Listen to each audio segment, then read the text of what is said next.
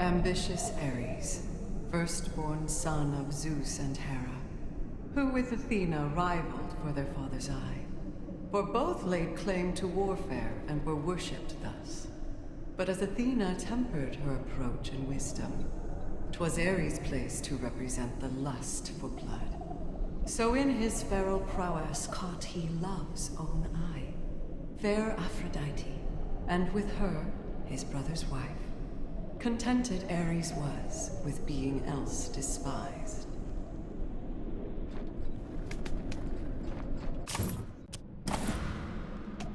Athena, shrewd and warlike maiden of Olympus, the favorite of Zeus, for motherless she sprang, from him alone, a goddess fully formed and armored.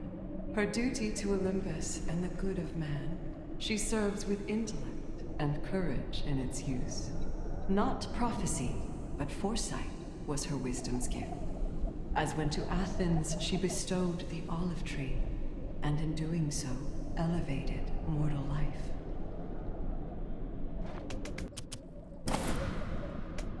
Precocious Artemis, who drew of Titan blood in war while she herself was scarcely Titan-born, protecting Mother Leto with her noble blade. The moon and hunt is her domain, her bow unmatched. So even must admit Apollo, twin and rival. While he in contest is precise and elegant, in battle, Artemis remains the fiercer foe. By moonlight, lethal intuition wins the day. Apollo did his duty for his mother's pride. With Artemis, his twin, he felled Niobe's brood.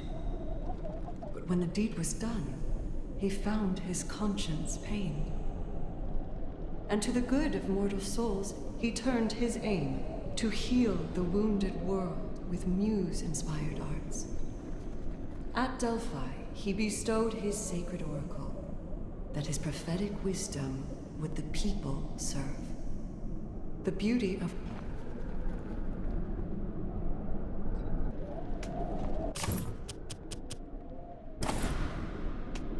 Demeter was determined that Persephone, her daughter in her care, should never be so wronged as she was, Titan-stomached by her second breath.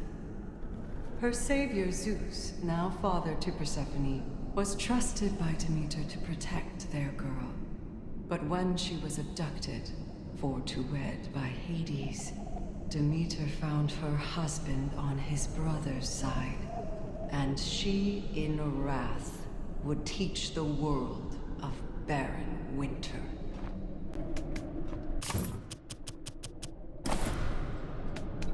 In shadow, unseen, prospers Hades of the dead, whose flesh was monstered in the stomach of his father. Firstborn of Titan Cronos he, and swallowed first.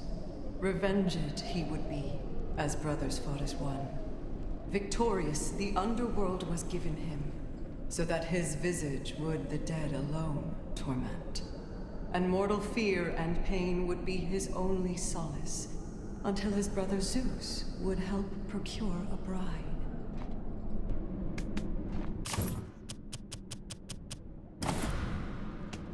For Hermes is as hot of head as fleet of foot. A father's role was never his, at least by choice. But as to Zeus, he would a faithful servant prove. So he, to raise the infant Dionysus, gave consent, and swore to Zeus his son would never want for aught. A promise tested when the youth his mother wanted. So to the underworld he would require a guide, and only Hermes, heaven's herald, knows the way.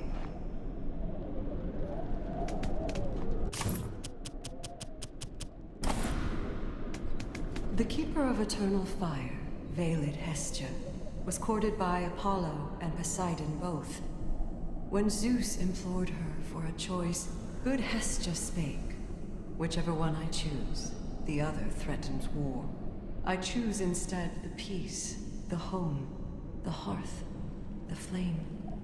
A virgin sworn shall I become, so witness Zeus. For choosing duty over all, beloved Hestia, is in the heart of every Grecian home and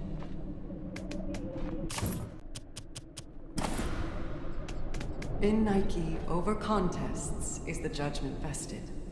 Above the field of war she rides and duly serves, to glorify the victor as bestowed by fate. Of Zeus's favor Nike had been affluent, since she alone did shield him from the Typhon's blow. And from Athena's springing, she herself became as fast a friend as e'er she had, inseparable. But favor friendships would she none, alas for her.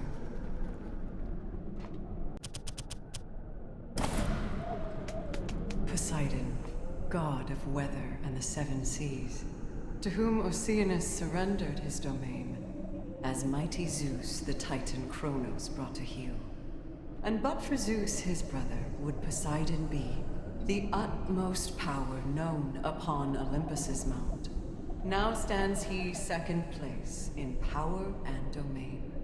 He seldom sits his rightful seat upon Olympus, preferring fair Atlantis, where he is preferred.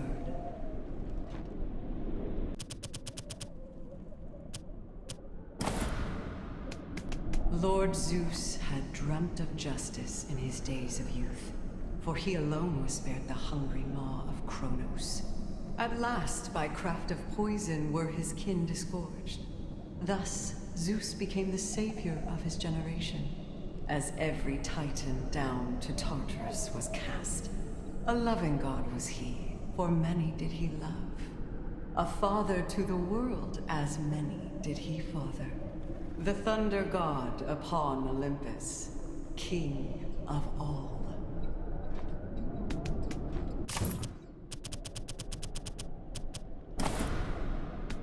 In distant heaven, ether sits above it all, a vast celestial firmament to call his own.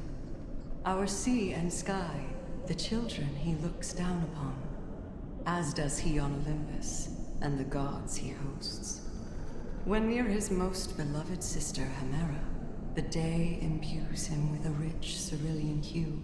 Yet in the darkening presence of his mother Nyx, he takes her sable on and fades from earthy sight.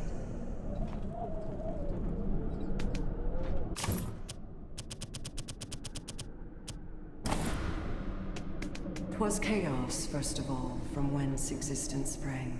From out her formless void proclaimed primeval life. First Gaia, Mother Earth herself, then followed Nyx, the night, and Hemera the day, and each in turn made offspring of their own, and in due time began to covet power. Thus in chaos melee raged. Combative brethren doused the world with primal blood, till Uranus, the sky, assumed his cruel control.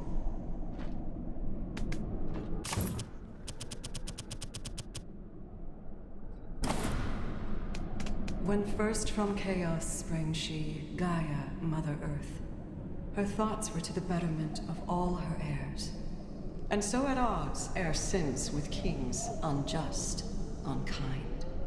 First Uranus, whose overthrow she would conceive, then Cronos, having proved himself no truer god, and trusting in her nymphs the care of infant Zeus, whose revolution she would help ferment in time. Though slumbering, ever watchful Gaia, yet about.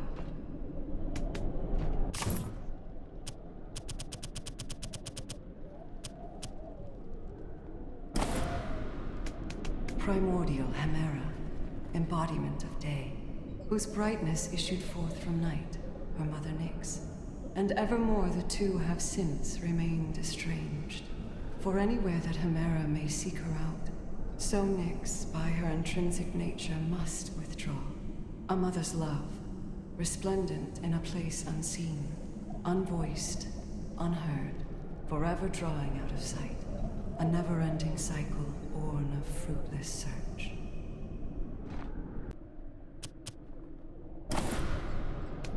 Enrobed in darkness, cryptic Nyx eternal reigns. For her domain, the night, can ne'er be known or conquered, Of chaos born, she mothered death and dream and strife, who none dare challenge, Titan nor Olympian still. From underworld to distant sky, she is ingrained. No lust to rule, no sides she takes, yet Nyx endures, to shrink from day alone, and to return apace, seeing all that would from light be kept concealed.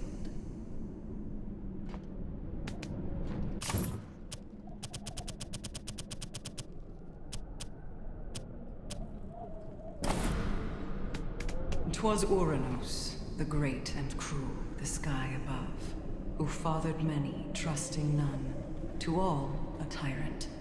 His Titans 12 and giant children kept confined to Tartarus, as Gaia would lament, who bore them, until she treated with her last-born Titan, Cronos, and did bestow to him a sickle, diamond sharp. With vicious swipe he would emasculate his sire, and thus, with heaven's king o'erthrown, begin his rule.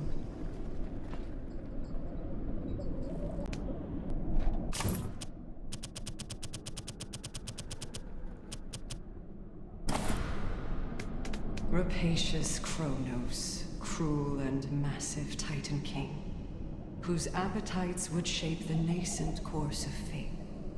For power first, as youngest child of earth and sky, he volunteered to cut his loathsome father down, and then, as king, upon his very issue dine, suspicious of his progeny's foreseen intent, until their mother Rhea did his trust betray, and Zeus, his son, in time, in turn, would cast him down.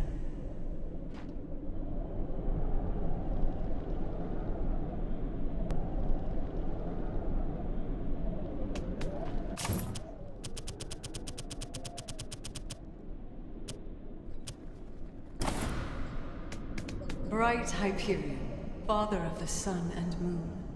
Of Gaia's brood of titans, he was the first and wisest, and hence in him she placed her surreptitious trust, imbuing him with Chaos's secret flame primeval, that he may light the path for her rebellious cause, to liberate her children from the underworld, and rally with them to their brother Cronos' aid, unseating mighty Uranus, their tyrant sire.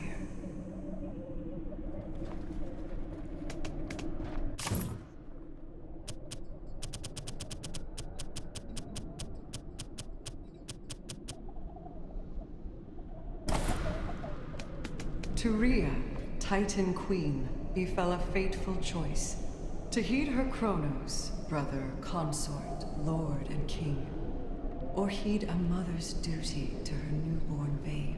For love of baby Zeus, she could no more abide, and sent him hence with Gaia for her nymphs to raise. While fed she to the unjust Cronos swaddled stone, with this, the mother of Olympus she became. Of Titans, she alone was spared her children's wrath.